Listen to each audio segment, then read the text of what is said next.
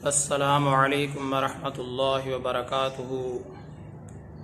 मोहतरम सामईन, आज के टॉपिक में एक शरई मसले की वजाहत करना मकसूद है।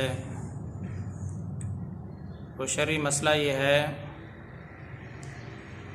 कि औरत के इद्दत गुजारने की शरई हैसियत क्या है। याद रखना चाहिए, इद्दत दो तरह की होती है। एक वो औरत है जिसको तलाक हो गई हो, एक वो औरत है कि जिसका खामद फौत हो गया हो। अगर ऐसी औरत है कि जिसको तलाक हो गई है और तलाक भी रजी हुई है, तो फिर उसके लिए शरई हुक्म यह है कि इद्दत के दौरान उसके लिए जो पाबंदियां हैं, जिस औरत को तलाक रजी हो गई हो तो किसी बात की कोई पाबंद नहीं है कि वो ज़ेब व ज़ीनत इख्तियार ना करे या कोई भी काम ना करे, तो उसके लिए कोई पाबंदी नहीं है। लेकिन अगर ऐसी औरत है जिसको तलाक बैना हुई है, ऐसी तरीके से तलाक मुग़ल्लज़ा उसको हुई है, या ऐसी औरत है जिसका खामद फौत हो गया हो, तो इन औरतों के लिए चंद बातों से इद्दत के दौरान इज्तनाब करना ज़रूरी है। मिसाल के तौर पर कि ऐसी औरत है जिसको तलाक बैना हुई है या तलाक मुग़ल्लज़ा हुई है, या ऐसी औरत है कि जिसका खामद फौत हुआ हो, तो इद्दत के दौरान इनके लिए किसी किस्म का बनाव सिंगार करना शरअन जायज़ नहीं है।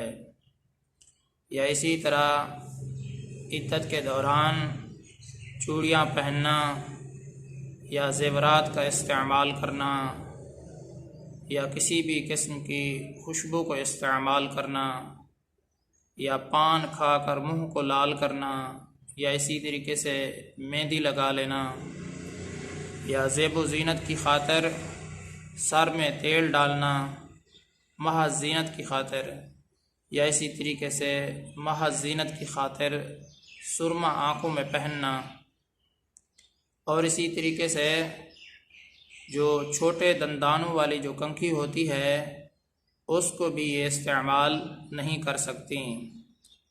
और इसी तरीके से ऐसे कपड़े जो रेशमी किस्म के हों, फूलदार हों, खूबसूरत किस्म के कपड़े हों, रंगे हुए, ऐसे कपड़े पहनना भी इन औरतों के लिए इद्दत के दौरान शरअन जायज़ नहीं है।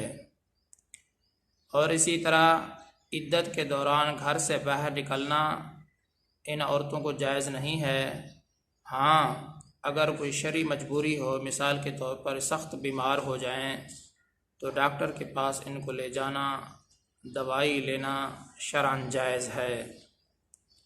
चाहे वो तलाक की इद्दत गुजार रही हो, वो भी डॉक्टर के पास जा सकती है, या इसी तरीके से ऐसी औरत है जिसका खामद फौत हो गया हो, तो वो भी डॉक्टर के पास जा सकती है। और इसी तरह जिस औरत का खामद फौत हो गया हो, अगर वो गरीब है, उसका कमाने वाला कोई नहीं है, उसका गुज़र बसर किसी तरीके से भी नहीं हो सकता, तो वो कस्ब माश के लिए इद्दत के दौरान अपने घर से बाहर निकल सकती है। लेकिन याद रहे कि वो दिन को निकले, शाम को घर वापस आ जाए, रात घर में गुजारना उसके लिए ज़रूरी है। दिन में तो निकलने की गुंजाइश है, बहरहाल जो रात है ना, वो अपने घर के अंदर गुजारे। और इसी तरह जो मुतल्लक औरत है वो इद्दत के दौरान कस्ब माश के लिए बाहर नहीं जा सकती, क्योंकि इद्दत के दौरान जितना ख़र्चा होगा मुतल्लक औरत का, वो खामद के ऊपर लाजिम होता है। मोहतरम सामईन, इद्दत दो तरह की होती है।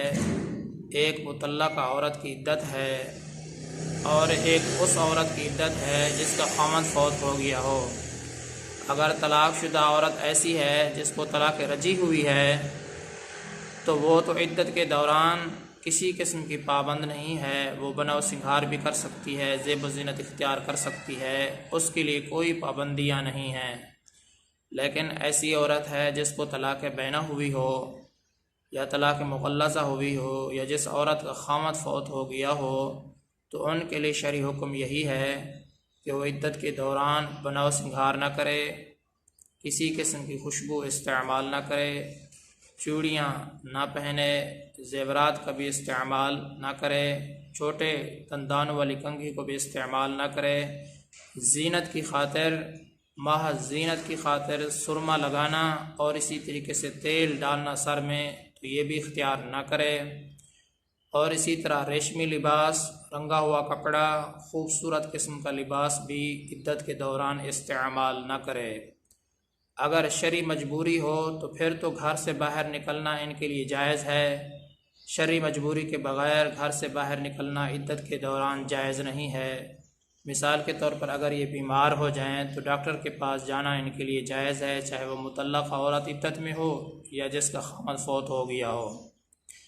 लेकिन अगर जिसका खामद फ़ौत हो गया वो ऐसी औरत है जो कि गरीब है, उसका कमाने वाला कोई नहीं है, वो अपना जो गुज़र बसर है वो सही तरीके से नहीं कर सकती, तो उसके लिए गुंजाइश है कि वो दिन को बाहर जाए कस्बे माश के लिए, शाम को घर वापस आ जाए, रात घर गुजारे। दिन को बाहर जा सकती है लेकिन रात को घर गुजारना उसके लिए ज़रूरी है।